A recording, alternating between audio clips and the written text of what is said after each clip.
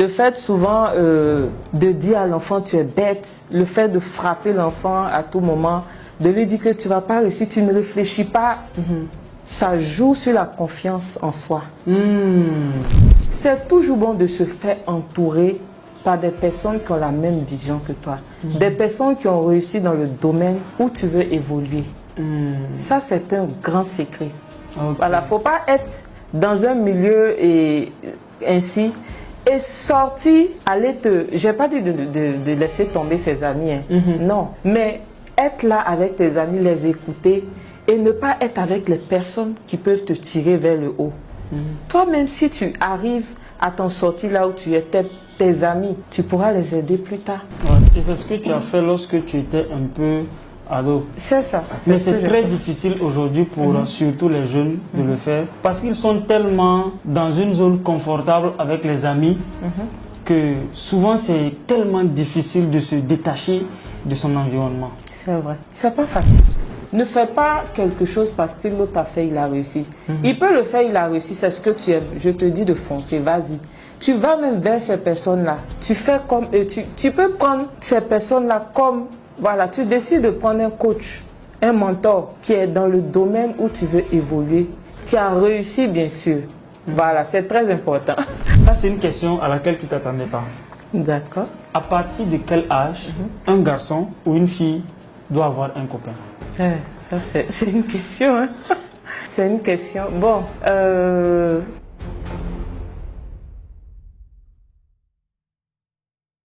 est-ce que ce sont les fous seulement qui consultent les psychologues ou bien les personnes normales aussi peuvent consulter les psychologues? Ok. Merci bien Jean de Dieu Médard, qui est un grand coach. Voilà, vous avez l'occasion de l'entendre chaque fois et vous savez quel type de personne il est. D'accord, donc je suis Madame Paléfo, je suis psychologue clinicienne et psychopathologue. J'accompagne beaucoup d'entrepreneurs, également dans d'autres domaines. J'accompagne des personnes qui ont des problèmes dans leur couple. J'accompagne des ados en difficulté, des enfants, des personnes en situation de handicap et leurs parents et diverses autres personnes. J'accompagne également des entreprises où ils rencontrent on va dire des employés qui souffrent de burn-out. Voilà, on va parler d'addiction au travail. La question est belle et très bien posée parce qu'on rencontre beaucoup ce type de cas. Voilà, je donne un exemple. Quand j'étais à la fac, on avait fait une étude sur les représentations sociales du psychologue au Burkina Faso, par exemple. Burkina Faso, on va dire également en Afrique. Et qu'est-ce qui en est sorti? On s'est rendu compte que la population disait que voilà, le psychologue, c'est celui qui soigne le fou. Et le psychologue, c'est celui qui, voilà, quand on emmène le malade à la pédiatrie, on va dire à l'hôpital, c'est son travail de soigner les fous. Voilà. Donc on a compris que les gens n'ont vraiment pas compris le rôle du psychologue dans notre société. Et je dirais que ce n'est pas seulement le rôle du psychologue. Le psychologue prend soin des personnes bien portantes, bien sûr. Voilà. Même quelqu'un qui est dans son travail, qui rencontre des difficultés, qui a besoin de conseils, peut consulter un psychologue. Voilà. J'ai également cité un peu ce que je fais. Donc, le psychologue fait plusieurs choses. Voilà. Si tu as besoin et tu es anxieux, tu es stressé, tu as vécu un traumatisme, tu as besoin du psychologue. Ce n'est pas forcément les personnes qui sont en démence. Voilà, quand je dis démence, les personnes qui se baladent dans les rues. Donc le psychologue est polyvalent et il accompagne tout le monde, tout le monde. Ok, très bien. Je pense que déjà la première question a été bien répondue. Alors, bienvenue à vous dans le podcast Agir, le podcast des leaders. Comme vous le savez très bien ici, nous invitons très souvent des leaders, des entrepreneurs, des personnes qui ont déjà fait leurs preuves dans leur secteur d'activité. Aujourd'hui, nous avons l'opportunité et l'honneur d'avoir une psychologue avec nous, Tiao Raïssa, qui a déjà fait ses preuves également en business Et je pense que ça sera l'opportunité pour nous de discuter avec elle, de prendre des conseils avec elle et surtout d'apprendre des techniques qu'elle maîtrise, parce que là, c'est comme une séance de coaching qu'elle vous offre gratuitement. Donc, si vraiment vous êtes chaud, on peut y aller, simplement laisser des commentaires, lâcher des pouces et partager massivement ce podcast afin que ça puisse aider le maximum de personnes. Bienvenue à toi, Thiao. Merci Jean de Dieu. Alors, je pense que tu t'es déjà présenté. On va rentrer dans le vif du sujet. Déjà, avant de te poser les différentes questions que j'ai pour toi ce soir, j'aimerais te demander, est-ce que tu peux nous expliquer un peu ton parcours, comment ça a commencé, pourquoi tu as choisi la psychologie et voilà, est-ce qu'il y a eu quelque chose dans ton enfance qui t'a influencé afin que tu puisses choisir déjà avoir même ton tempérament. Pourquoi tu as ce type de tempérament? Est-ce que c'est génétique? Est-ce que c'est l'influence de la société? Est-ce que c'est un choc? Voilà, donc est-ce que tu peux nous expliquer tout simplement ton parcours? Ok, merci bien Jean de Dieu Méda. Voilà, c'est une question pertinente parce que c'est très important. Peut-être que il y a une personne qui m'écoute qui veut vraiment devenir psychologue et sûrement mon histoire va peut-être le toucher et l'emmener à faire ce travail s'il avait déjà des blocages. Voilà, donc je me représente Raïssa, la petite Raïssa. D'abord, je commence par ça. Et je suis née en Côte d'Ivoire avec la famille, tout et tout. C'est là-bas que j'ai fait tout mon parcours scolaire. Voilà, du CP1 jusqu'à la terminale. Voilà, donc, je ne viens pas d'une famille aisée, une famille riche. Voilà, donc, j'ai appris à me battre. Donc, et en Côte d'Ivoire, quand tu vas à l'école, il n'y a pas une histoire de tu as un vélo ou bien une moto. Non, on marche. On marche pour aller à l'école. Et au cours de l'année scolaire même, on faisait des petits commerces, on vendait des toffees, des boucles, des bracelets, etc. Au moins pour avoir quelque chose, voilà, parce que les parents aussi, bon, pour avoir à manger, voilà, c'était pas simple. Voilà, donc j'étais une petite fille qui ne voulait pas faire comme les autres. Parce qu'effectivement, j'avais des camarades, mais j'observais beaucoup et j'évitais les déviances. Voilà.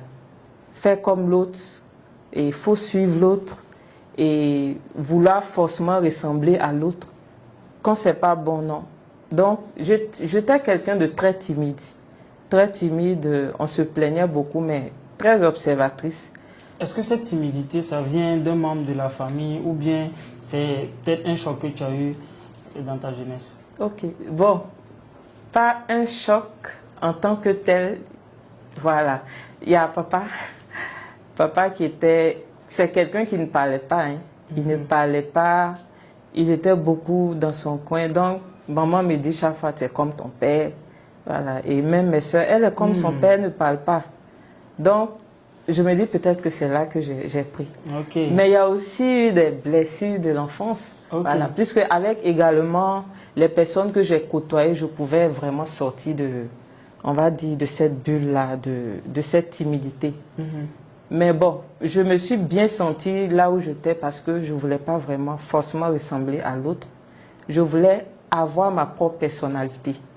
J'ai eu des amis, des camarades on marchait ensemble, qui avaient des déviants, des choses qu'elles faisaient. Mais bon, je ne les ai pas suivies parce que j'ai trouvé que ce n'était pas bien.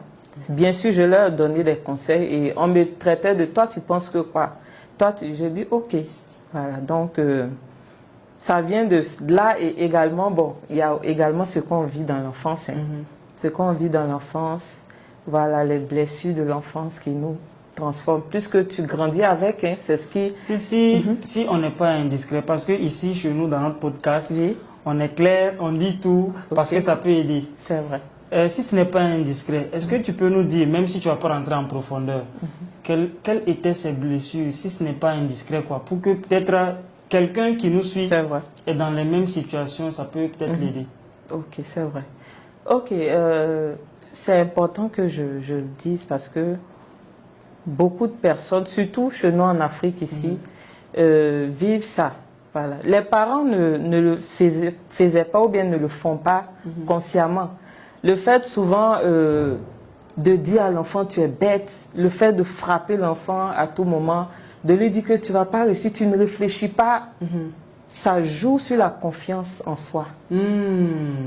Ça joue sur la confiance en soi. Ok, ça, tous les parents le font ici en Afrique? Non, ils ne savent même pas que ça peut jouer sur la personnalité des enfants. Donc vraiment, je profite dire aux parents de faire très attention à ce qu'ils disent à leurs enfants. Parce que quand vous leur dites ça, pour vous c'est passager, mais ça reste, voilà, c'est quelque chose qui reste figé dans le mental de l'enfant. Et ça le construit, il grandit avec... ça fait partie en même temps, et il y a une partie intégrante de sa personnalité. Voilà. Et ce qui est bien déjà, c'est que la psychologie de l'être humain n'est pas figée. Voilà. On peut toujours travailler à déconstruire ce qui est construit et à reconstruire encore de nouvelles bases. Ok, donc on va voir ça. Alors, très bien. Déjà, tu nous as expliqué un peu ton parcours. Maintenant, bon, moi je vois qu'aujourd'hui tu entreprends. Et je pense que tu as été aussi salarié parce que tu es psychologue. Alors, ce que j'aimerais savoir, comment est-ce que tu as fait la transition? Est-ce que ça a été facile psychologiquement déjà? Parce qu'aujourd'hui, on va parler de psychologie. C'est ça. Voilà.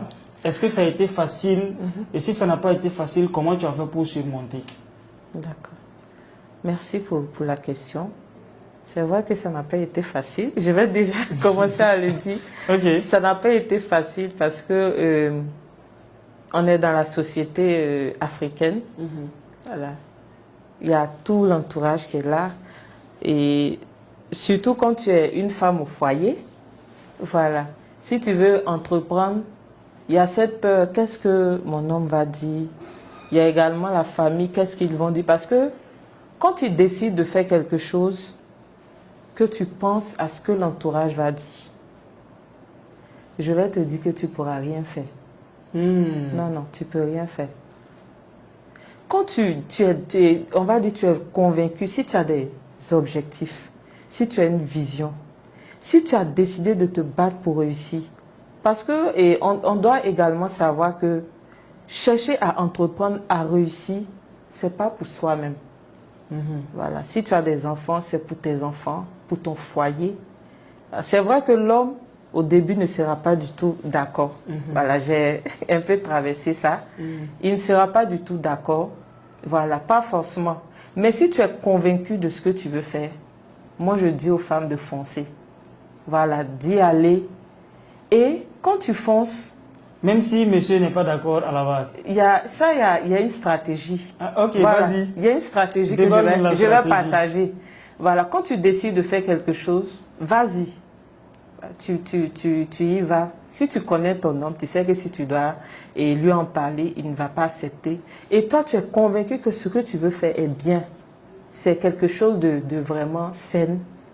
Et tu sais que plus tard, il va accepter. Fonce, vas-y. Et tu viens, tu lui dis.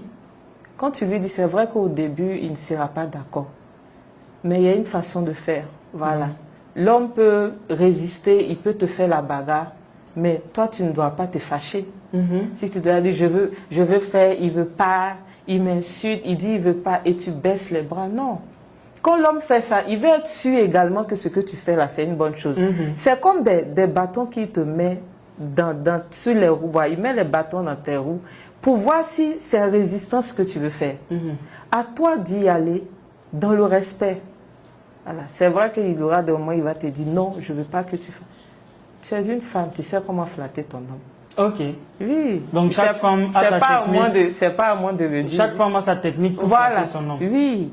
Voilà, il ne faudrait pas faire la force. Il y a c'est des petits plats.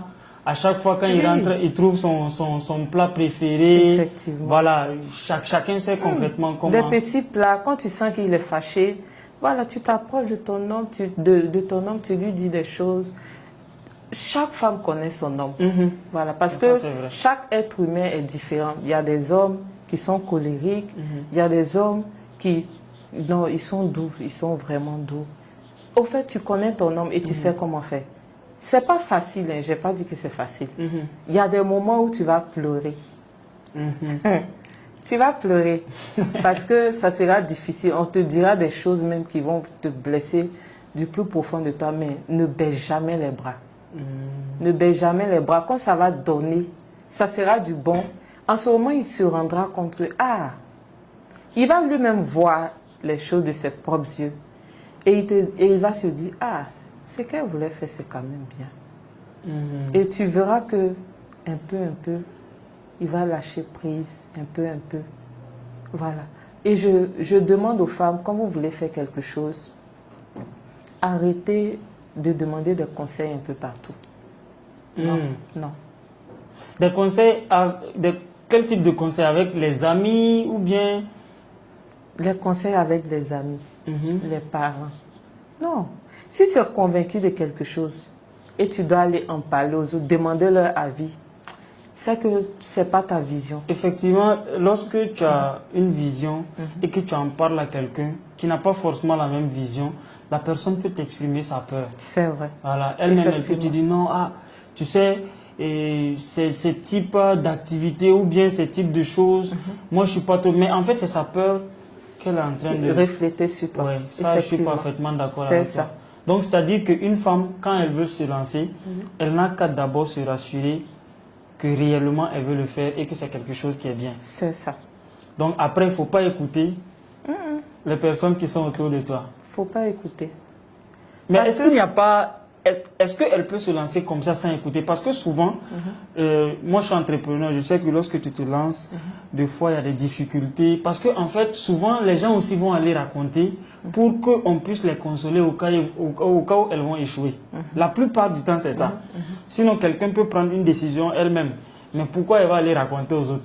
Pour qu'au cas où il y a un échec, il y a une difficulté, voilà, que je puisse revenir dire vraiment ça n'a pas fonctionné, qu'on puisse me consoler. Donc, est-ce que la femme ne doit pas avoir au moins quelqu'un à qui elle en parle? Oui, d'abord, quand tu décides de prendre une décision, de faire quelque chose, j'ai bien dit, il faut être convaincu. Et tu sais que là où tu te lances, tu vas sûrement voir des personnes qui vont t'inspirer. Des personnes qui sont dans ce domaine-là. Ok. Voilà. Et c'est des personnes vers qui tu peux aller quand tu seras dans des moments de turbulence. Et ils vont t'encourager. Non, ils vont te faire remonter la pente. Parce qu'ils sont passés par là. Ils sont passés par là. Et cela te donne encore plus de force. Et cela te forge une personnalité. Voilà, où à tel point où tu te sens transformé. C'est toujours bon de se faire entourer par des personnes qui ont la même vision que toi. Des personnes qui ont réussi dans le domaine où tu veux évoluer. Ça, c'est un grand secret. Voilà, il ne faut pas être dans un milieu ainsi et sortir, aller te... Je n'ai pas dit de laisser tomber ses amis. Non. Mais être là avec tes amis, les écouter et ne pas être avec les personnes qui peuvent te tirer vers le haut. Toi-même, si tu arrives à t'en sortir là où tu es, tes amis, tu pourras les aider plus tard. Tu pourras les aider. Donc, c'est un sacrifice que tu dois faire. C'est vrai qu'au début, tes amis même ne vont pas te comprendre. Ils te diront, mais toi, on ne te voit plus. Et tu nous as laissé tomber. Tu as disparu, tu ne fais plus ce qu'on fait. Voilà. Tu n'as plus les mêmes habitudes. C'est ça. Tu n'as plus le temps de causer avec nous. Effectivement. Ok. Voilà. Mais ils ne savent pas que tu es en train de construire quelque chose pour venir eux-mêmes les aider. Accepte de faire ce sacrifice pour eux-mêmes les aider. Voilà. Parce que si tu réussis demain, ils réussiront. Parce qu'ils verront ton étoile briller et ils viendront te demander comment est-ce que tu as fait. Et cela les aidera également. Ok, très bien. Alors, donc déjà, avant de rentrer dans les questions un peu techniques, on va toujours continuer sur la même longueur d'onde. C'est-à-dire qu'on va toujours continuer à parler de surtout l'impact ou disons l'influence de la psychologie, surtout chez les enfants. D'accord. Je pense que tu as beaucoup accompagné les enfants, surtout au Burkina ici. Tu as même été directrice dans une entreprise, donc je pense que tu maîtrises mieux tout ça. Donc, en ce qui concerne la psychologie, quels sont les 3 conseils que tu peux donner à un parent qu'il puisse donner à ses enfants pour ne pas que ça les influence négativement à long terme? Ok, très bonne question. Parce que l'enfant d'aujourd'hui est l'adulte de demain. Voilà, l'enfant d'aujourd'hui, c'est le leader de demain et une grande personnalité de demain. Et si dès le bas âge, tout est faussé, on aura des adultes vraiment qui vont dévier. Et ça va jouer sur les parents, jouer même sur la société. Donc, ce que je peux donner aux parents comme conseil, c'est de faire attention, je reviens là-dessus, de faire attention à ce que nous disons à nos enfants. Très attention. On doit... Exemple, tu es bête. Oui, tu es bête, toi tu ne peux pas réussir. Et ce que tu fais là, c'est normal. Est-ce que toi-même ça va chez toi? C'est des paroles, des choses qu'il ne faut plus dire. Parce que quand tu le dis, l'enfant, il est fragile. Et il va même se dire que est-ce que mon parent m'aime? On ne m'aime pas. Et il y a des familles où il y a un enfant spécialement à qui on dit chaque fois et l'autre, lui, il est dorloté. Donc celui qui a toujours ces genres de paroles, voilà, quand on lui dit toujours ces genres de paroles, il se sent mal aimé. Il se dit que mes parents ne m'aiment pas. Et on a l'habitude de voir que ce type d'enfant dévie.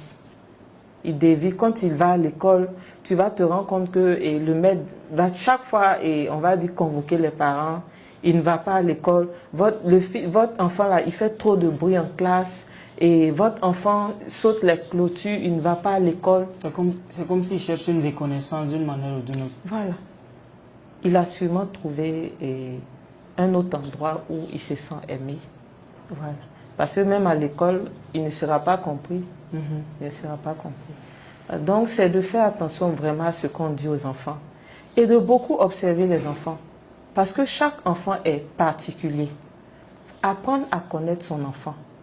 Voilà, vous devez apprendre à connaître votre... Si Bertine est comme ça, on va se rendre compte que Jeanne n'est pas comme ça. Il ne faut pas dire, Jeanne, toi tu es intelligent, ton frère là, c'est pas la peine. Non, apprends à connaître ton enfant et valorise-le.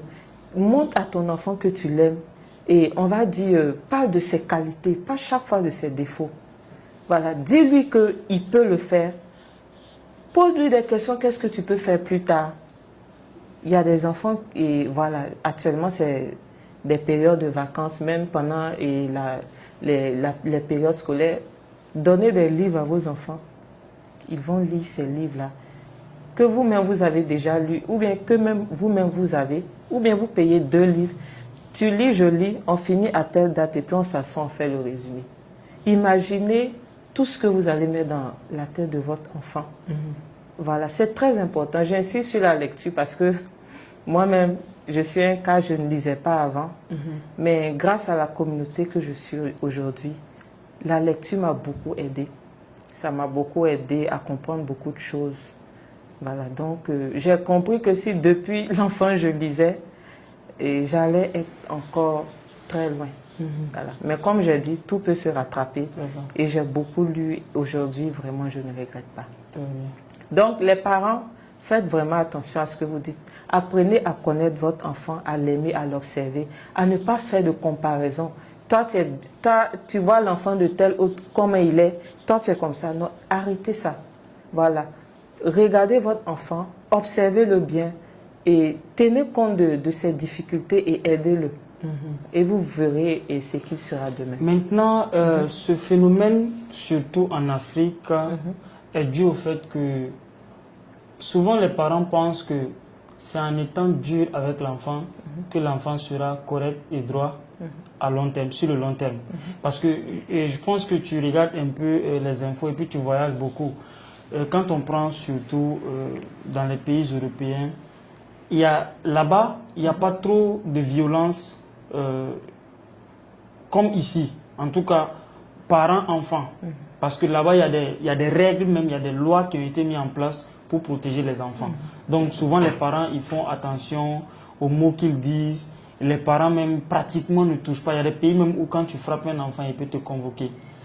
Maintenant, moi j'aimerais savoir, est-ce qu'en Afrique ici réellement, si tu n'es pas dur avec un enfant, est-ce que ça ne va pas jouer aussi d'une part sur, comment dirais-je, le respect qu'il devrait avoir pour toi? Est-ce qu'à long terme, l'enfant ne va pas mal se comporter avec toi si tu n'es pas dur avec lui? Ok, très bonne question. C'est vrai, c'est vrai. Chaque pays a ses règles. Mais ce qui est bien en Afrique, les gens ont tenu compte du contexte. Hein. Le contexte africain, le contexte européen, c'est pas pareil. C'est ça. Voilà. Chez nous en Afrique, vous avez parlé de rigueur. Bon, on va dire de être dur avec l'enfant. Voilà, être dur avec l'enfant. Être dur avec l'enfant, c'est pas être dur à tel point où l'enfant n'a rien à dire. Il est comme un esclave. Quand papa dit fais ci, carrément il fait. Si je dis quand papa dit fais tel si, carrément il fait. Ça veut dire il n'a pas son mot à dire, donner on va dire son opinion. Non. Il faut être rigoureux. Voilà, dire à l'enfant, voilà telle ou telle chose. Il y a la manière de le dire. C'est vrai qu'en Afrique, on a l'habitude de le faire. Mais vous allez vous rendre compte que ce genre d'enfant qui reçoit ce genre d'éducation, après il devient très très rebelle.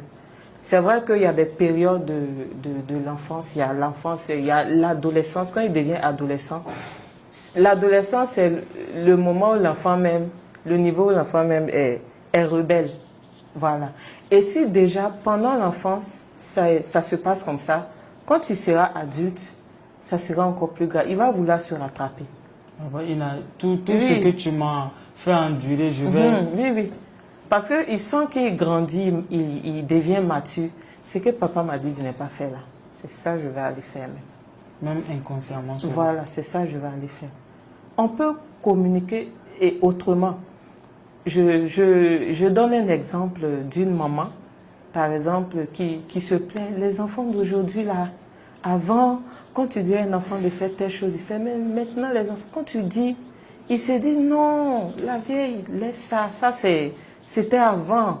Ou bien quand tu parles à l'enfant même, il devient rebelle, ils ne sont plus obéissants. Voilà, ça c'est un peu ça. Mais il y a beaucoup de parents qui ont compris qu'il faut être flexible parce que la génération d'avant et de maintenant, ce n'est plus pareil. C'est ça. Voilà, même l'éducation, la façon d'éduquer l'enfant même a changé. Voilà. Donc, quand tu veux parler à l'enfant, la rigueur et la façon de parler à l'enfant doit, on va dire, être flexible. Voilà. Être chaque fois en train de donner des ordres. Après, tu te rends compte que toi et l'enfant, il n'aura pas de connexion. Pourtant, c'est très important de développer une relation avec l'enfant, une relation de confiance. Il y a des parents aujourd'hui qui ont compris qu'ils sortent avec leur enfant, ils s'asseyent quelque part, ils prennent un petit pot, ils échangent. Quand il y a des difficultés, d'autres décident, même quand ils sont en colère, ils décident de ne pas porter main. Voilà, ils se calment. Là, ils apaisent leur colère et ils invitent l'enfant, ils vont s'asseoir quelque part, ils parlent d'homme à homme ou bien de père en fille ou bien de mère en fille, voilà, etc. Et là, ils se rendent compte que l'enfant souffre plus. Ils se rendent compte qu'il y a beaucoup de choses qu'ils ont ratées. Et ils créent cette relation de confiance. Parce que c'est important de créer cette relation de confiance avec son enfant. L'enfant peut venir se confier à toi. N'oublions pas qu'il y a une éducation dehors que l'enfant prend. Il va à l'école, il a des amis. Il va, on va dire, dévier. Si à la maison, il ne se sent pas il se sent pas en sécurité, il ne se sent pas compris, il sent comme s'il était un esclave, un enfant à qui on dit fais ci, c'est robotique. Il va aller, c'est comme vous l'avez dit, il va aller se ressourcer ailleurs auprès de ses amis. Et après, vous allez vous rendre compte que l'enfant développe des comportements. Il y a des parents qui disent, je ne t'ai pas élevé comme ça. C'est comme ça. Ok. Alors, ce que tu dis, c'est vrai. Moi, j'ai lu à quelque part, ce sont des statistiques. J'ai lu que la plupart des personnes qui ont aujourd'hui de la difficulté à prendre la parole en public, c'est dû au fait que, à l'enfance, les parents ont été très brutaux avec eux. C'est-à-dire que quand les parents sont trop brutaux, les parents ne te laissent pas le choix de t'exprimer. Toujours, quand tu fais quelque chose, on te crie dessus. Voilà, tu n'as pas le droit de dire un mot. Finalement, ça fait en sorte que l'enfant, devant les gens, il a peur de parler. C'est ça. Voilà. Et ça, c'est vraiment un phénomène qui fatigue surtout beaucoup de personnes en Afrique. Parce que les gens pensent qu'il doit y avoir une éducation différente entre les Africains et puis les Européens. J'aime dire que nous sommes tous des êtres humains. Comme tu l'as si bien dit, la psychologie, on va tous naître avec une mentalité vide, neutre. Maintenant, tout dépend de ce qu'on va implanter petit à petit dans le cerveau. C'est vrai qu'on va grandir dans des environnements différents, mais nous sommes pareils. Quand on prend un blanc, il va naître au Burkina ici. L'éducation avec laquelle on va le faire grandir, c'est comme ça qu'il va grandir. Donc, je suis parfaitement d'accord avec toi sur ce point pour dire que, en tout cas, l'influence surtout du comportement des parents avec leurs enfants, ça peut être négatif très souvent à long terme. Alors, maintenant que l'enfant il a grandi, je nous ai donné des solutions pour ne pas que l'enfant soit un bandit, pour qu'il puisse avoir confiance en lui. Maintenant qu'il a grandi, il est devenu une personnalité assez importante, peut-être un ministre, un entrepreneur, voilà, un chef de famille. Comment est-ce que l'enfant doit travailler sa psychologie pour faire face aux difficultés de la vie? Je vais dire l'adolescent. Ok. Quand il devient mature, c'est ça? Voilà. Je vais dire à l'âge de entre 16 ans à 20 ans. Parce que je vais dire 15 ans, même 15 ans à 20 ans, il y a beaucoup de choses qui se passent. Les enfants deviennent rebelles. Voilà. Comme tu l'as si bien dit, souvent c'est dû à l'éducation. Entre 15 ans à 20 ans, qu'est-ce que les enfants doivent faire? Ou disons, qu'est-ce que les adolescents doivent faire pour avoir la bonne mentalité, la bonne psychologie? Ok. Merci. Voilà.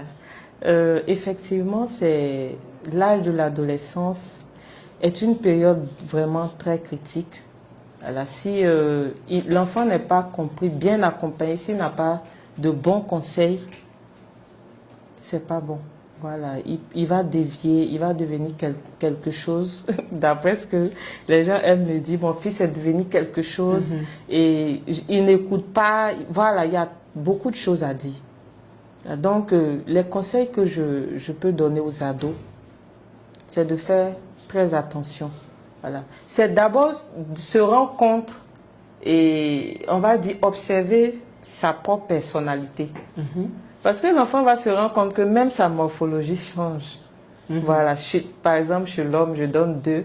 Il y a les épaules qui s'élargissent, la voix qui change, qui devient encore plus grave. Voilà. Il y a les poils qui sortent, etc. Et également, il se rend compte que il n'est plus... Voilà, quand le parent dit de faire quelque chose, il ne le fait pas directement. Il réfléchit d'abord. Il commence à se positionner, à s'opposer. Voilà. C'est de faire très attention à... L'enfant même doit s'observer, l'ado. Il doit s'observer.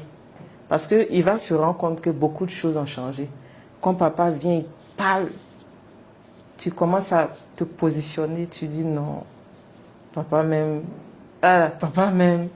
Il y a pas me parler comme ça. Papa, voilà, c'est ça. Voilà, donc c'est de vraiment faire attention. Quand les parents vous parlent, c'est pour votre bien. C'est pour votre bien. Je viens de donner les conseils aux parents. Vous également, vous devez faire attention. Parce qu'en ce moment, il y a, on va dire, chez l'homme, il y a l'attirance maintenant vers une femme, chez les filles. Voilà, elles vont commencer à vouloir chercher ailleurs. Et puis cela, avant c'était le complexe de Deep, où la petite fille se sent attirée par son père. C'est son père, son gars. Le garçon, c'est sa mère. Mais après, quand il devient adulte, il cherche ailleurs maintenant. Voilà. Le père, par exemple, le père n'est plus son rival, mais toi, elle a quelqu'un dehors. Voilà, tu vois un peu. Donc, l'ado doit être à l'écoute de son corps, de ses pensées, de ses réactions. Et de faire très attention aux personnes qu'il suit. De faire très attention à ce qu'il veut faire. Voilà, de se dire que je sens ça en moi, mais je dois discerner. Je dois faire attention. Si je fais cela, est-ce que c'est bon pour moi?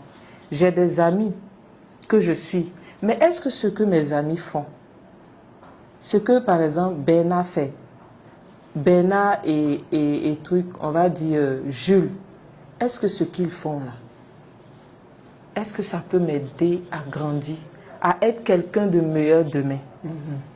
Faut discerner et se poser des questions. Si tu te rends compte que ça ne va pas te mener à un bon endroit, tu conseilles tes amis et tu n'es pas obligé de les suivre. Et si tu te rends compte que ça prend une certaine allure, tu te retires tout simplement. Ce n'est pas une question de j'ai abandonné mes hommes, mais c'est une question de principe. Et c'est ce que tu as fait lorsque tu étais un peu ado. C'est ça. Mais c'est très difficile aujourd'hui pour surtout les jeunes de le faire parce qu'ils sont tellement dans une zone confortable avec les amis que souvent c'est tellement difficile de se détacher de son environnement. C'est vrai. C'est pas facile. Non, si c'est ça, c'est pas du tout facile. Mais c'est de faire violence sur soi-même. Parce que si au fait, tu écoutes toute cette déviance, tu te mets, on va dire, tu te plonges dans cette piscine de je me sens bien, je fais ce que je veux. Quand tu vas ressortir de l'eau, tu vas te rendre compte que tu es en train de plonger. On va dire, tu vas faire ressortir la tête, tu vas te rendre compte que tu es en train d'aller loin, tu es en train de plonger, aller dans, on va dire, dans un océan où tu ne peux plus t'arrêter. Finalement, tu vas te noyer. Tu vas te noyer. Voilà. C'est pas facile, je n'ai pas dit que c'est facile. C'est pas facile. Mais il faut faire le sacrifice pour toi-même ta réussite demain, pour ne pas regretter demain. Sinon, après, le temps de te rendre compte, tu ne peux plus rien réparer. Ok. Voilà. Alors, j'ai une question très pertinente pour toi, mais avant, je vais ouvrir une petite parenthèse. Le samedi 5 et dimanche 6 juillet, j'ai un ami qui quitte la France. Je pense que vous qui m'écoutez ici, vous le connaissez très bien. Il s'appelle Valère Bélias. Il est le promoteur de la chaîne Argent Livre. Il organise très souvent des conférences au Burkina ici. Donc, il a une conférence le week-end de l'écrivain. Donc, au cours de la conférence, vous allez avoir l'opportunité de rencontrer Thiao qui fera partie des panélistes, bien évidemment. Donc, je vous invite à venir participer. Si vous voulez avoir son contact, vous êtes père de famille, mère de famille, adolescent, vous voulez des conseils par rapport à votre vie, pour pouvoir avoir une vie saine et réussir, je vous invite à venir participer à cet événement. En tout cas, on va laisser toutes les informations dans le premier commentaire ou bien dans la description. Contactez les numéros pour vous inscrire et ça va nous faire plaisir de vous rencontrer le 5 et le 6 juillet. Alors, la question que j'ai à te poser avant l'événement du week-end de l'écrivain. À partir de quel âge, ça c'est une question à laquelle tu ne t'attendais pas. D'accord. À partir de quel âge un garçon ou une fille doit avoir un copain? Ça, c'est une question. Hein? C'est une question. Bon, on va dire qu'il n'y a pas d'âge. Hein? Non, il n'y a pas d'âge. Ça dépend de la personne. Comme j'ai dit, chacun a sa personnalité. On a des jeunes qu'on voit, sûrement même qui ont ton âge, qui n'ont personne. Ça dépend du vécu de la personne. Parce que je prends l'exemple d'un jeune, on va dire d'un ado que j'ai suivi. Un ado, il y a un adulte même que j'ai suivi qui n'était avec personne. Il avait combien il avait, on va dire, 24 ans par là. Ok. 24 ans, il y a un qui avait 30 ans. 30 ans, il n'a personne? Non. Non. En Afrique, ici, c'est rare. À cause des blessures, des traumatismes qu'il a reçus à son enfance. Bon, donc, on ne va pas citer son nom. Non. Mais est-ce que tu peux nous dire un peu si c'était quel type de blessure qui l'a empêché de se mettre en couple à 30 ans? C'est, on va dire, les parents. Voilà. Les parents, il a vu un peu comment vivaient les parents quand il était avec eux, jusqu'à leur séparation. Et ça l'a marqué, ça l'a traumatisé. La séparation des parents? Oui, avant la séparation, c'est que les parents ont vécu. Et il s'est dit que moi, c'est bon, je n'ai pas besoin d'être avec... Les violences conjugales. Et oui, les violences conjugales, c'est que les parents... Au fait, l'enfant reproduit ce que les parents font à la maison. Par exemple, une fille une fille va regarder sa mère, comment la mère se comporte, c'est ce qui va créer sa personnalité. Ça serait une identité pour elle. Mais là, ce que l'enfant a vu, vécu, on va dire le jeune a vécu, c'était pas du tout facile, c'était pas du tout facile. Donc, il s'est dit que lui-même, sans une... Parce qu'il s'est dit que s'il prend une, c'est la même chose. Hein. Voilà, peut-être que la maman était... Tu vois un peu. Donc, il s'est dit que même sans une femme, lui n'a pas besoin, parce qu'il y a des gens qui ne se marient pas, ils ne sont pas morts. Voilà. Mais il y a d'autres même qui décident de, bon, je suis un jeune, hein, j'ai tel âge, je peux... Parce que le corps souvent du jeune homme demande, réclame à un certain moment. Voilà, donc il se laisse, on va dire, aller, voilà, dans l'élan de l'adolescence. Et il y a d'autres même qui décident de finir leur étude, de se caser avant d'eux. Voilà, donc ça dépend des personnes, de la personnalité, de ce que la personne même a décidé. Donc il n'y a pas d'âge en tant que tel. Mais qu'est-ce qui est mieux? Est-ce que c'est mieux de se caser lorsqu'on est adolescent, 24 ans, 25 ans, moins de 30 ans, ou bien c'est mieux de patienter, de construire sa vie après 30 ans? Parce que souvent c'est ce qu'on dit. Hein. Souvent, il y a des personnes qui disent « Ah, moi, je ne vais pas me marier parce que pour le moment, je n'ai pas les moyens. » Il y en a qui disent que je ne vais pas me marier parce que pour le moment, je ne suis pas encore casé. Il y en a qui vont dire même que je ne vais pas me marier parce que pour le moment, j'ai toujours cette mentalité de gamin. Donc, est-ce que c'est mieux de se marier quand on est adolescent, je vais dire jeune, moins de 30 ans, ou bien c'est mieux de patienter après 30 ans? Ok, cette question, en tant que psy, je dirais que ça dépend des personnes. Voilà. Je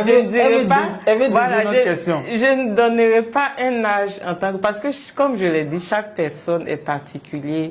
Chacun décide, chacun aussi selon son vécu.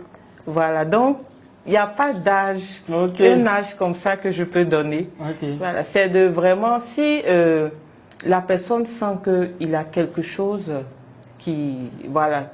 Quand la personne sait qu'elle a quelque chose qui la bloque, c'est de ne pas avoir peur, de prendre le courage et de voir un psychologue qui va l'aider. Voilà. Parce que voir un psychologue, comme j'ai dit, c'est pas être fou. Non, tu as besoin de prendre une décision. Tu veux faire que tu sens que quelque chose te bloque, va vers, même si c'est pas vers un psychologue, vers quelqu'un qui peut t'aider. Voilà. Sinon, souvent aussi, dans cette pensée limitante, tu vas te rendre compte après que tu es devenu vieux.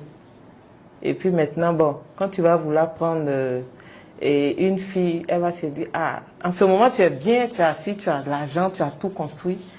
Et bon, la plupart du temps, et ceux qui le font, c'est des personnes, quand ils ont des femmes, quand elles viennent, c'est pour de l'argent. Hein. La plupart du temps. Parce qu'elle se dit qu'il est fatigué, il est venu l'aider à bouffer son argent. Voilà. Sur le côté, j'ai un pointeur. Voilà, c'est ça. Et puis bon, il ne peut rien dire parce que... Voilà. Donc, c'est le conseil que je peux donner, c'est de vraiment aller vers, voilà, voir un psychologue si vous sentez qu'il y a un blocage. Voilà, pour déconstruire ce que vous avez construit et pour vous reconstruire une nouvelle identité. Voilà, comme j'ai dit, la psychologie n'est pas figée, elle est flexible. Alors, avant de poser cette question, j'ai des questions aussi en rapport avec l'entrepreneuriat. Maintenant, avant de te poser ces questions, j'ai préparé des questions pièges pour que tu puisses nous répondre directement.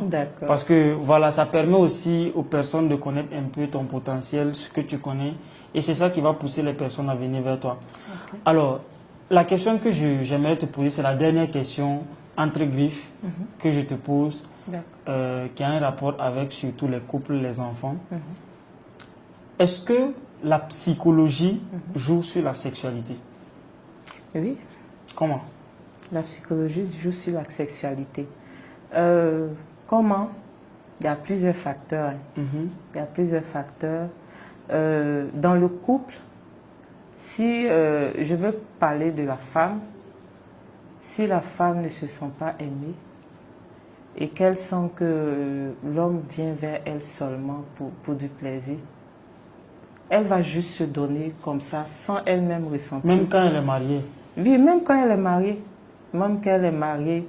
Il y a certaines femmes même qui refusent de se donner Et là, quand l'homme vient, il force un pas de violence, voilà, conjugale. Et voilà. Donc, ça joue beaucoup. Il y a l'homme. Voilà. C'est pas seulement. Ça peut être dû à quoi? Ça peut être dû à quoi? Si dans le couple, ça ne va pas, il faut être à l'écoute de l'autre. Il faut une bonne communication.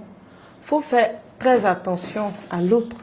Voilà. Parce que souvent dans le couple, tu peux, toi la femme ou bien l'homme, tu vis des moments difficiles. Quand tu viens, voilà, ton moral est bas. Madame, elle te regarde, il n'y a pas de communication. Elle ne demande pas, chérie, qu'est-ce qui se passe? Je sens que tu es. Elle te regarde, même si tu es bizarre, ce n'est pas son problème. Pourtant, l'homme et la femme, ça doit être comme une connexion. Et l'homme, c'est mon frère. Toi, tu es la sœur de l'homme. Vous devez être des amis, au fait. Donc, il faut être attentionné. Voilà. Quand ton homme n'est pas dans... Tu sens qu'il est stressé, il se comporte autrement, tu vas vers lui. Voilà, pour lui demander, chérie, comment s'est passée ta journée? Est-ce que ça va? Je sens que tu n'es pas trop... Voilà. L'homme également, ça doit être réciproque. Donc, il y a très souvent, les hommes... Alors, je vais te couper ici parce que les hommes, dans la plupart des cas, n'ont pas ces types de tempérament. La plupart des hommes, je sais qu'il y a des exceptions, mais la plupart des hommes, ils aiment être autoritaires, ils n'aiment pas trop parler à la maison. Quand il entre, lui, il aime prendre des décisions, il n'aime pas venir se confier à une femme. Voilà, ça aussi, souvent, c'est dans la nature des hommes. Je ne sais pas, est-ce que c'est bien ou bien c'est pas bien? Bon, chaque homme est particulier. Voilà, je ne vais pas dire que ce n'est pas bien, parce que ça dépend du vécu de la personne. Peut-être que lui-même, c'est son tempérament. Voilà, si madame le comprend, elle peut même l'aider à changer. Au début, ils peuvent être ensemble, ça peut être ce tempérament. Et au fur et à mesure, comme on le dit, quand on est ensemble, on s'éduque l'un et l'autre. Voilà, ça sera difficile, tu auras des frustrations.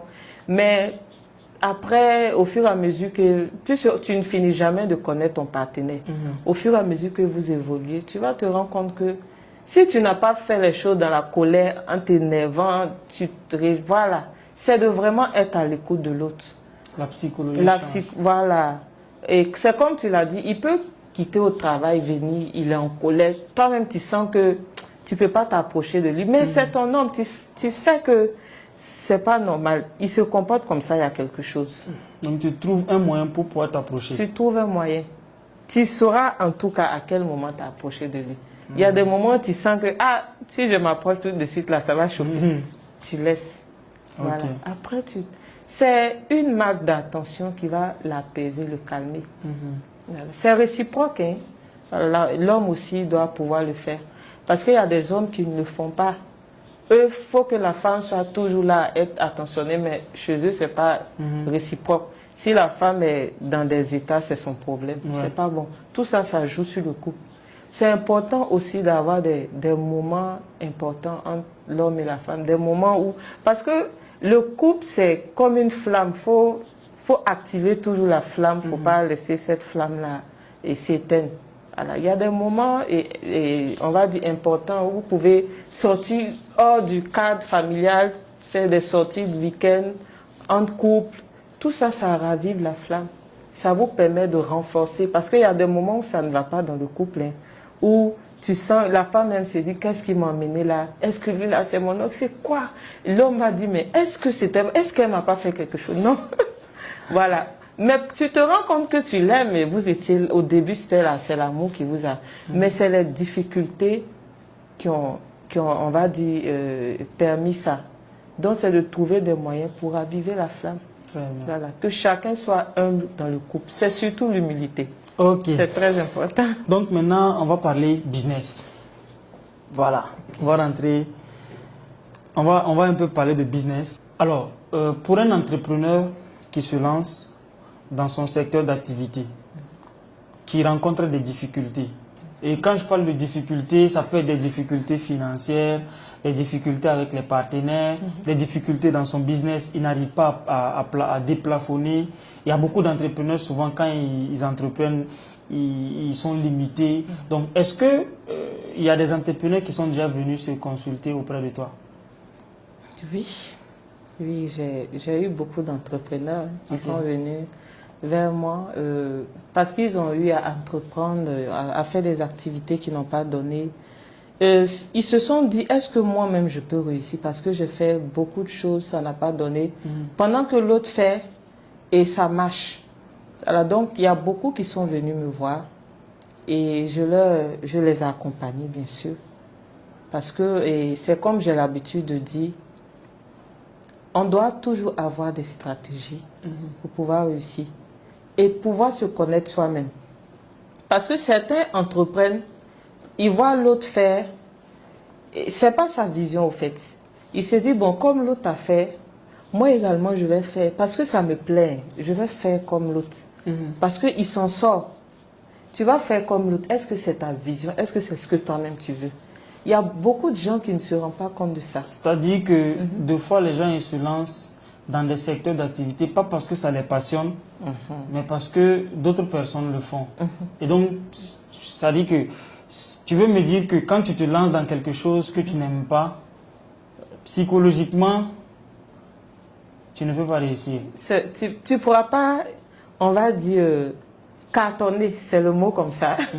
Tu ne pourras pas cartonner comme tu veux. Parce que quand tu ouvres une entreprise ou tu entreprends, tu as pour vision de percer financièrement, d'augmenter tes chiffres d'affaires. Tu vas peut-être le faire et te rends compte que ce que tu gagnes, c'est un cercle vicieux, c'est toujours la même chose que tu gagnes. Pourtant, les autres gagnent plus. Et tout ça, ça peut te décourager. Tu vas te rendre compte que tu investis, mais bon, tu n'aboutis pas. Alors, voilà. maintenant, quel est le conseil, ou disons, quels sont les 3 conseils que tu peux donner à un entrepreneur aujourd'hui qui nous suit et qui passe à travers des moments difficiles? D'accord.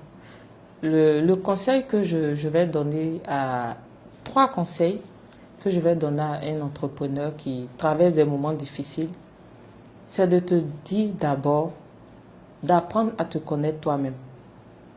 Voilà. Avant d'entreprendre, tu dois te connaître toi-même. Qu'est-ce que je veux dire par là? Connaître tes compétences. Qu'est-ce que tu es capable de faire? Tu prends un bloc-notes tout simplement. Tu peux aller t'asseoir quelque part dans un endroit où tu aimes bien, dans la nature. Voilà. Ou bien on va dire, tu télécharges une musique relaxante, instrumentale, sans parole. Moi, j'aime bien ça. Voilà. Tu déposes, tu prends ton cahier. Ça te permet de méditer. Tu écris. Par exemple, moi et Roland, qu'est-ce que je suis capable de faire? Quelles sont les compétences que j'ai? Tu écris. Quelles sont mes limites? Tu écris. Quelle est ma vision? Tu écris ta vision. Qu'est-ce que je veux devenir plus tard? Tu le fais, tu écris. Si tu as des projets, tu écris. Voilà. Donc, tout ça, c'est des bases qu'on néglige, on rate et on se lance en même temps dans des activités. Donc, il faut faire très attention à cela. Quand tu fais une activité, demande-toi, est-ce que toi-même tu aimes?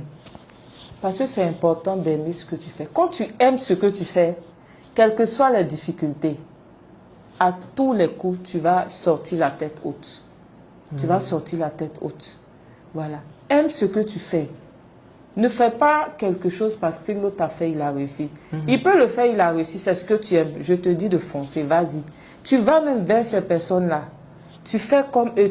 Tu peux prendre ces personnes-là comme, voilà, tu décides de prendre un coach, un mentor qui est dans le domaine où tu veux évoluer, qui a réussi bien sûr. Voilà, c'est très important. Parce qu'il ne faut pas prendre quelqu'un qui n'a pas réussi. Et puis bon, après tu vas te rendre compte que c'est la même chose que tu vis. Donc pour réussir, il faut forcément suivre les conseils de quelqu'un qui a réussi dans ton domaine d'activité. Très important. Très important. Voilà, il devient ton mentor. Il va te guider quand tu seras dans des moments difficiles. Il sera là. Voilà. Tu t'entoures. C'est très important des personnes qui ont réussi dans le même domaine que toi. C'est très important l'environnement. Voilà, très important. Très important. Donc, ce que je veux te dire, en plus de ça, tout ce que tu as traversé, ce n'est pas pour rien. Voilà, ça t'a permis de te forger une mentalité. c'est une expérience que tu as vécue qui va te permettre de conseiller d'autres personnes. Donc, tu peux toujours y aller. Fonce, tu peux réussir et donne-toi tous les moyens. Surtout, écoute bien les conseils. Fais beaucoup de lectures, voilà. Lis beaucoup dans le domaine où tu veux évoluer. Et tu verras que tu seras le meilleur dans ton domaine. Voilà. Tu as toutes les compétences. Aie confiance en toi surtout. Aie confiance en toi. La confiance en soi, c'est très important. Et surtout, ne doute pas. Aie confiance en toi et dis-toi que coûte, quels que soient vents et marées, quelles que soient les difficultés, toi, tu vas réussir. Voilà, Wow. c'est ce que je voulais. Alors, ça, je pense que moi-même, ici particulièrement, j'ai beaucoup appris. Donc, je profite en même temps du podcast pour apprendre moi aussi. En tout cas, ça fait vraiment plaisir, surtout de t'écouter, Tiao. Et Madame Palinfo, voilà, bien évidemment. On fait un petit coucou à Monsieur Palinfo depuis ce podcast, simplement pour dire que vous avez une femme exceptionnelle qui a beaucoup d'idées, beaucoup de compétences, et vraiment, c'est inspirant. Alors, une dernière question avant qu'on ne termine. Tu entreprends aujourd'hui, tu rencontres beaucoup d'entrepreneurs. Quel est l'élément, quelle est la chose que tu as remarqué chez les entrepreneurs aujourd'hui qui n'est pas bien, mais qu'ils font? Okay. Parce que, en fait, tu es expert en psychologie. Quelqu'un peut faire quelque chose sans en être conscient. C'est comme les enfants, les adolescents. Souvent, ils ont un tempérament, un comportement un peu bizarre, mais souvent, ils ne prennent même pas conscience en réalité que ce n'est pas bien ce qu'ils font. Est-ce qu'en business, tu as déjà rencontré des personnes qui ont des aptitudes, qui ont des comportements, des choses qu'ils font qui ne sont pas bien, mais qu'eux-mêmes, ils ne savent pas? Oui, oui. Je vais beaucoup m'appuyer sur les tempéraments. Ok. Le tempérament et puis le contrôle des émotions. Voilà, tout ça, ça se regroupe. C'est de faire attention à soi-même, à son tempérament. Il faut travailler sur soi-même. La maîtrise de soi. Voilà, en conclusion. Voilà, il faut vraiment se maîtriser soi-même. Surtout les personnes qui ont des tempéraments, ceux qui sont colériques, ceux qui sont, et on va dire, impulsifs. Quand il y a quelque chose, quand ils s'énervent, en même temps, sur le tas, ils réagissent et après, ils se rendent compte que, imagine, tu vas à un entretien ou bien tu es au cours on va dire, d'une conférence de presse et tu viens parler d'une opportunité ou bien de quelque chose que tu veux faire et les journalistes te posent des questions.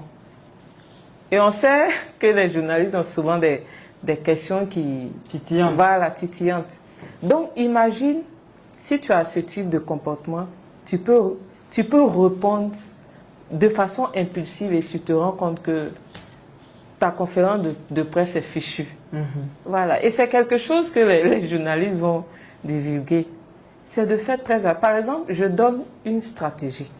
Si tu as ce type de comportement et tu te rends compte que, par exemple, on te pose une question ou bien tu as quelqu'un devant toi qui a tendance à te faire sortir de toi-même, une astuce, quand tu sens que ça vient, ce qui te fait sortir de toi-même, tu prends un grand souffle. Voilà. Tu fais rentrer de l'air dans les poumons qui vont, voilà, sortir au niveau du ventre. Tu fais rentrer de l'air, voilà. Et quand on fait rentrer de l'air, il faut faire attention, c'est le ventre qui prend du volume, pas les poumons. Tu fais rentrer de l'air, quelques secondes après, tu fais ressortir. Tu respires profondément. Tu le fais 2 à 3 fois. C'est rapide, la personne ne va pas se rendre compte. Et tu vas te rendre compte que ça t'a apaisé. Voilà. Et quand ça va sortir, on va dire les mots vont sortir, ça sera contrôlé. Wow. Donc c'est une stratégie que je Alors ça c'est vraiment des pépites voilà. que Madame Palinfo elle est en train de partager. En tout cas, je vous invite à venir participer surtout au week-end de l'écrivain. Vous allez avoir la possibilité de rentrer en contact direct avec elle, d'avoir son numéro de téléphone, d'échanger avec elle. Et si vous voulez aussi des séances de coaching, vous allez avoir la possibilité également de prendre en même temps vos séances de coaching avec elle. Donc, je vous invite surtout, voilà, si vous n'étiez pas au courant, allez-y voir dans la description ou bien le premier commentaire.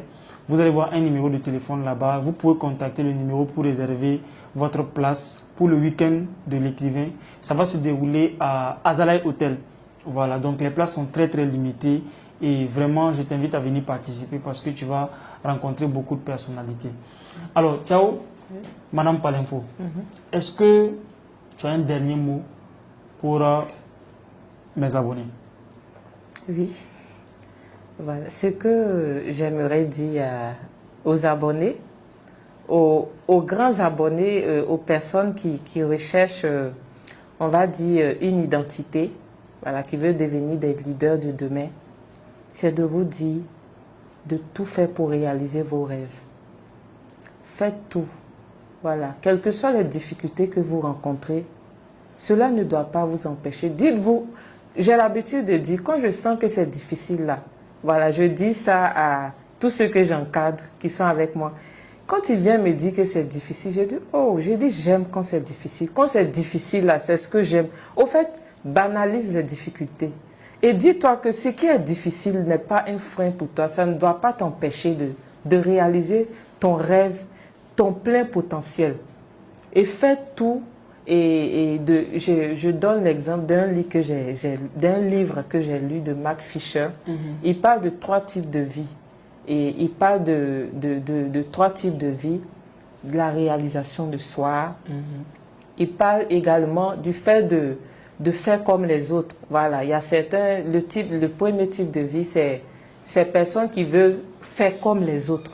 Voilà. Et l'autre, c'est réaliser ses rêves. Et l'autre, c'est l'accomplissement de soi. Et moi, je prône beaucoup pour l'accomplissement de soi. Parce que si tu fais ce que tu aimes, tout ce qui est comme difficulté, tout ce qui est comme tempête ne peut pas t'empêcher de te réaliser. Parce que tu vas voir qu'au travers de toi, tu vas transformer des vies. Voilà. Quand tu veux faire quelque chose, pense aux personnes que tu vas transformer. Toi, ta vie déjà sera transformée. Mais par toi, il y aura d'autres personnes qui réussiront. Tu seras un modèle pour tes enfants, pour ta progéniture, pour tous ceux qui viendront derrière. Donc, ne permets pas que les difficultés soient un frein pour ta réussite. Et je vais insister sur quelque chose, les excuses. Les excuses parce que les gens ils ont des excuses, trop d'excuses même. Les excuses là, on va dire, c'est quelque chose, un poison. C'est un poison, sincèrement. Si tu as toujours des excuses, tu te mets en arrière. Je ne l'ai pas fait parce que... Oui, ou bien j'ai pas le temps, ou bien... tu vois que je suis une femme... Je prends l'exemple des femmes. Je suis une femme au foyer, je n'ai pas le temps. Quand ils rentrent à la maison, les enfants... Non. Non, je suis un exemple palpable. Femme, ne trouve pas d'excuses pour réussir. Parce qu'une femme même qui gère un foyer est un chef d'entreprise. Waouh! Oui. Si tu arrives à gérer... fort, ça. Oui, tu es un chef d'entreprise. Donc, ne permets pas que quelque chose t'empêche de réaliser ton rêve. Parce que si tu arrives à gérer ton foyer, c'est que tu peux gérer une entreprise. Tu peux être un leader de demain. Waouh! Voilà. Donc, c'est ce que En tout cas, merci beaucoup à Madame Palenfo de passer sur la chaîne Libre et Agir dans ce podcast Agir, le podcast des leaders. Je vous donne rendez-vous au prochain podcast. Si vous avez aimé, surtout, donnez-nous vos avis dans les commentaires par rapport à tout ce qu'on a dit. Qu'est-ce que vous avez retenu concrètement de ce podcast? Partagez massivement ce podcast afin que ça puisse toucher à d'autres personnes pour qu'ils puissent bénéficier de cette valeur. En tout cas, merci beaucoup de passer dans cette émission. Et je pense qu'on se donne rendez-vous à très bientôt. Certainement, on va l'inviter à nouveau au podcast. Merci beaucoup. Merci. Ouais.